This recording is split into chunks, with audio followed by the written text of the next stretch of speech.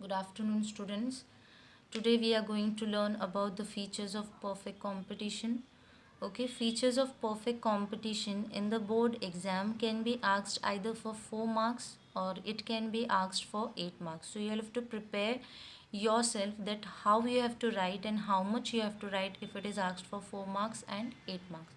So if this answer is asked for 4 marks, so you have to write a meaning in just 2 to 3 lines. Don't elaborate too much because answer is asked for just 4 marks. Then if your speed is good and if you feel like you can complete your paper within the stipulated time limit, to go with the definition. Okay, because the definition is very small, so you can add a definition. And if you're accurate with your answer, write 4 points. Okay, you'll get the marks. Okay, and if you like and if you feel like no, I'm not accurate with my answers, so you can elaborate till 6 points also. Okay, so let us start with the features of perfect competition. And one more thing, this answer is asked in the board exam. Okay, they can ask it for define also, they can ask it for short notes also, answer the following also, answer in detail. And if it is asked for answer in detail, go with the full meaning, definition, 8 points. And if you all want that your answer is presentable, go with the conclusion matlab whatever you have written, you have to conclude in 2 to 3 lines that perfect competition is so and so type of market, this type of features. You have to write 2 to 3 features in very short. Okay, so you can conclude that answer. Now let us start with the features of perfect competition. Okay, perfect competition, start with the meaning. First, what is perfect competition? Let us understand. Perfect competition is an ideal and imaginary concept. Perfect competition is an ideal and imaginary concept rather than an actual market.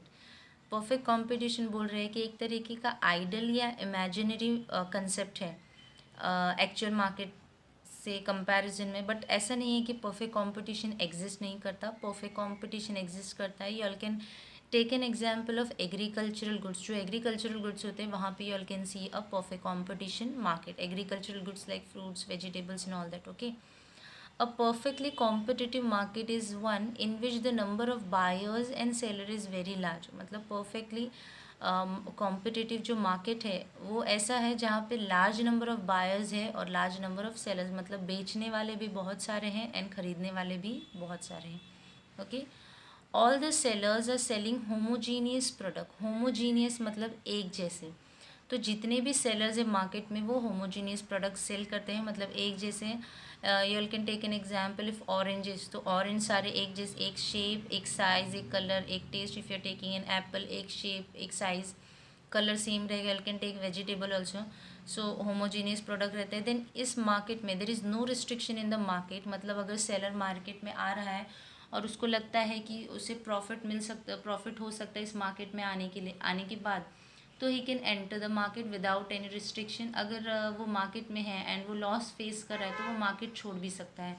मतलब कोई restriction नहीं. You can enter the market and you can exit the market. Okay, there is no restriction. Both the buyers and sellers possess perfect knowledge about the market condition.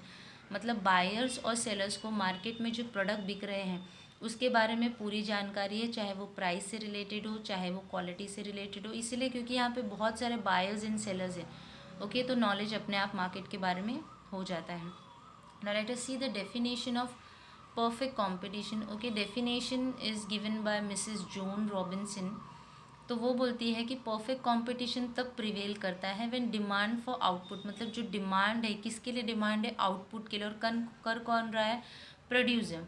So perfect competition prevails when the demand for output of each producer is how perfectly elastic. Perfectly elastic इसीलिए क्योंकि बहुत सारी commodities हैं. Okay, बहुत सारे commodities होते हैं, तो इसीलिए इसके लिए जो डिमांड है प्रोड्यूसर का वो कैसा है? परफेक्टली इलास्टिक है.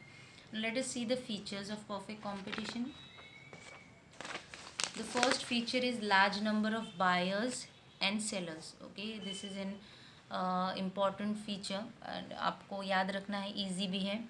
ओके, एक चीज़ याद रखना है, ये आंसर और मोनोपोलिस्टिक आंसर. मोनोपोलिस्टिक में भी large number of buyers and sellers है और ये आंसर में भी large number of buyers and sellers है. बट आप एक एक वर्ड का डिफरेंस देखोगे.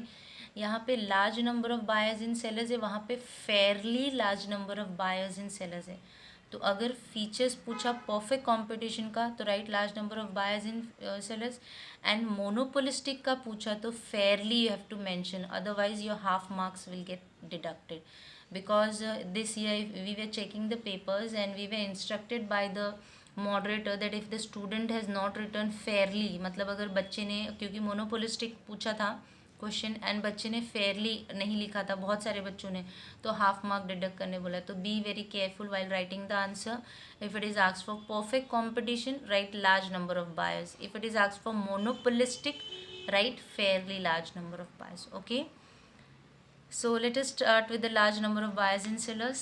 Under perfect competition there are large number of buyers and sellers. ये competition में हमने मीनिंग में ही पढ़ा कि बहुत सारे बायर्स एंड सेलर्स हैं। Each seller is a negligible, मतलब बहुत ही माइन्यूट पार्ट है, क्योंकि इतने सारे सेलर्स हैं तो एक सेलर अगर आप पूछो तो वो बहुत ही छोटा पार्ट है जिसको हम काउंट भी नहीं कर सकते। तो each seller is a negligible, that is very small part in the total market. Okay, none of them is in a position to influence the price and supply in the market. वो उसका जो seller का जो count है market में वो बहुत छोटा है, इसीलिए वो उस पोजीशन पे नहीं है कि वो प्राइस को या सप्लाई को अपने हिसाब से डिसाइड कर सके, उनके हाथ में कुछ भी नहीं होता है। Okay, so no one is in the position to influence मतलब they can change the price और supply of the market. Thus the seller is a price taker, इसीलिए इस मार्केट में सेलर क्या है, प्राइस टेकर है, ना कि price maker. Okay, the number of buyer is so large, इतने सारे बायर्स है, that a share of each buyer is so negligible. Same जैसे सेलर था वैसे बायर भी है, बायर भी इतने सारे हैं कि एक सेलर का जो काउंट है वो बहुत नेग्लिजिबल, मतलब you can even it doesn't comes under counting also. That none of them is in a position to influence the price in the market. वो अपने हिसाब से बायर आके बोले कि ये प्राइस रखो मार्केट में इस कमोडिटी का, तो ऐसे नहीं हो सकता। बहुत सारे buyers, if you not purchase somebody else will purchase, like this way. Okay, now let us see the second feature, that is homogeneous product. Homogeneous मतलब same. ओके, होमोजीनियस सेम होता है। अब प्रोडक्ट सेम किस terms में होगा, shape size colour uniform एक जैसे। Okay, so homogeneous product, the product sold in the perfect competition are homogeneous और आइडेंटिकल सेम है in respect of size design colour taste etcetera. Size के term में, design के term में, colour के term में और टेस्ट के टर्म में। तो सेकेंड फीचर है the features of perfect competition की प्रोडक्ट जो सोल्ड होते हैं वो होमोजीनियस होते हैं। एग्जाम्पल एप्पल ले लो। ओके, सेम आपको कलर शेप साइज टेस्ट सब कुछ सेम मिलेगा, तो इसीलिए इस प्रोडक्ट में बोला गया था कि agriculture goods is the best example. All the products are substitute of each other. Okay, जो सारे प्रोडक्ट्स है वो सब्सटीट्यूट है, मतलब एप्पल ही सब है, अगर ये एप्पल नहीं लोगे तो वो एप्पल, ऐसे सब्सटीट्यूट है क्योंकि एक जैसे ही है। ओके, जैसे कि आप मोनोपोलिस्टिक में देखोगे तो वो एकदम परफेक्टली क्लोज सब्सटीट्यूट नहीं रहेंगे क्योंकि उनका ब्रांड अलग रहता है, बट यहाँ पे ब्रांड वगैरह जैसे कुछ नहीं है, सब एक जैसे, इसीलिए ये सब्सटीट्यूट है each other. All the products are substitute of each other. Okay, then the third point is free entry and exist, मतलब आ भी सकते हो जा भी सकते हो मार्केट में। एनी फर्म कैन एंटर और quit the industry of its own will, वो चाहे तो इस मार्केट में आ भी सकते हैं, वो चाहे तो जा भी सकते हैं अपनी खुद की इच्छा से, विल से। There are no barriers, barriers मतलब कोई रुकावट नहीं है, कोई ऑब्स्टिकल नहीं है। There are no barriers to entry and exit of the firm. Okay, if there is a hope of profit, the firm will enter the market, and if there is a possibility of loss, the firm will leave the market. मतलब अगर उसको ऐसा लग रहा है, उसको ऐसे उम्मीद है कि उस मार्केट में उसको प्रॉफिट है तो वो एंटर करेगा, एंड अगर उसको लग रहा है कि इस मार्केट में लॉस है तो वो मार्केट को छोड़ भी सकता है। यहाँ पे कोई रिस्ट्रिक्शन नहीं है। Where is in monopoly market there is in restriction, कोई उस मार्केट में जा नहीं सकता मोनोपोली मार्केट में, बट परफेक्ट कॉम्पिटिशन में ऐसा कुछ भी नहीं है, आप आ सकते हो और जा सकते हो। ओके, देन सिंगल प्राइस मतलब एक ही प्राइस डिसाइड होती है डिमांड और सप्लाई को ध्यान में रख के, और वही प्राइस में सारे सेलर्स जो होते हैं वो गुड्स को बेचते हैं, वो अपने हिसाब से प्राइस चेंज नहीं कर सकते। The single uniform price prevails under perfect competition which is determined by the interaction of demand and supply. कोई भी कमोडिटी का जो दाम होता है वो डिमांड और सप्लाई के डिमांड और सप्लाई को ध्यान में रख के तय किया जाता है, मतलब ऐसा पॉइंट जहाँ पे डिमांड सप्लाई के बराबर रहेगा और उस दाम पे जिस दाम पे डिमांड और सप्लाई इक्वल रहेगा उस दाम को प्राइस तय किया जाता है। तो उस दाम को फिक्स किया जाता है, ना तो सेलर उसको चेंज कर सकता है ना तो बायर अपने हिसाब से इन्फ्लुएंस कर सकता है। Okay, then perfect knowledge of market, the buyers and sellers possess a perfect knowledge about market condition, मतलब दोनों को नॉलेज है मार्केट के बारे में, इसीलिए क्योंकि large number of buyers and sellers, इसीलिए उनको परफेक्ट नॉलेज रहता है मार्केट के बारे में, जैसे कि प्राइस हो गया, क्वालिटी हो गया, source of supply of product, मतलब कहाँ से आ रहा है, दाम कैसा है, क्वालिटी कैसी है। Okay, then perfect mobility of factor of production, mobility मतलब इवन इट्स द कमोडिटी या फैक्टर ऑफ प्रोडक्शन जैसे कि लेबर हो गए, कैपिटल हो गए, ये फैक्टर ऑफ प्रोडक्शन हो गए, एंड प्रोडक्ट हो गया, मतलब एक जगह से दूसरी जगह पे जा सकते हैं, इसीलिए उसको बोला गया है perfect mobility of factor of production.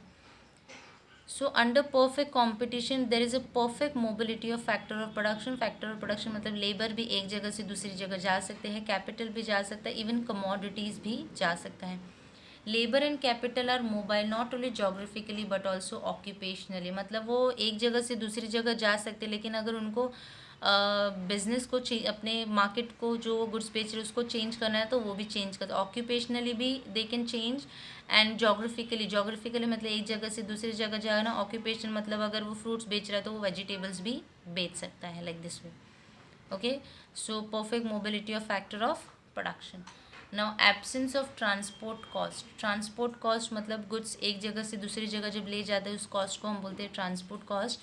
ऐसा अज्यूम किया जाता है परफेक्ट कंपटीशन में कि जो गुड्स बने हैं वो नियर बाय प्लेस में बने हैं एंड उसी के आसपास उनको सोल्ड कर दिया गया है, इसीलिए ट्रांसपोर्ट कॉस्ट नहीं है, और प्राइस भी है कमोडिटी का वो सेम है, इसमें कोई चेंजेस नहीं, क्योंकि अगर ट्रांसपोर्ट कॉस्ट ऐड करोगे तो उसको ले जाने का खर्चा तो वो कमोडिटी के प्राइस में ऐड हो जाएगा। लेकिन ये बोल रहे हैं ऐसा अज्यूम किया, एक्चुअली में ऐसा इतना परफेक्ट कंपटीशन होता नहीं है, सब अजम्पशन है, थोड़ा बहुत प्रैक्टिकल एंड थोड़ा बहुत it's an assumption as I have told, imaginary concept. Okay, so absence of perfect competition, in perfect competition price uniform है because we assume that that transport cost does not exist, मतलब price इसीलिए uniform है, इसीलिए same है क्योंकि transport cost नहीं है, but actually में ऐसा होता नहीं, transport cost there might be a transport cost, and अगर ट्रांसपोर्ट कॉस्ट ऐड होते तो प्राइस डिफर करेगा, बट हमको ऐसा अज्यूम करके चलना है।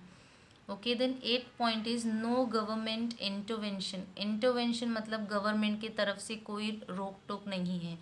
ओके, लेजिस फेयर मतलब नो गवर्नमेंट इंटरवेंशन, ये टर्म का मतलब ये होता है। Okay, so laissez faire policy as an important feature of perfect competition, बहुत ही इंपॉर्टेंट फीचर है परफेक्ट कॉम्पिटिशन का। It means there is absence of government intervention in economic activity, मतलब गवर्नमेंट का कोई इंटरवेंशन नहीं है। ओके, गवर्नमेंट की तरफ से कोई रूल्स एंड रेगुलेशन फॉलो करने की ज़रूरत नहीं है, आप you are free to do your business in the market, so government doesn't interfere in this type of market. Okay, so it is an important feature of perfect competition, it means there is an absence of intervention of economic activities. So I think we have done all the features of perfect competition. Even if you all have doubt you all can ask me.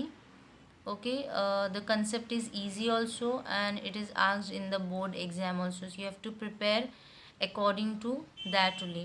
Now in the next lecture I'll be taking the price determination of price determination, which is also a very important topic. Okay, now see, you all can also observe one thing, that from this chapter the portion has been changed, so go thoroughly with your answers, do learn, try to study, understand, and if you all have any doubt you all can ask the teachers. Okay, so thank you for today's lecture.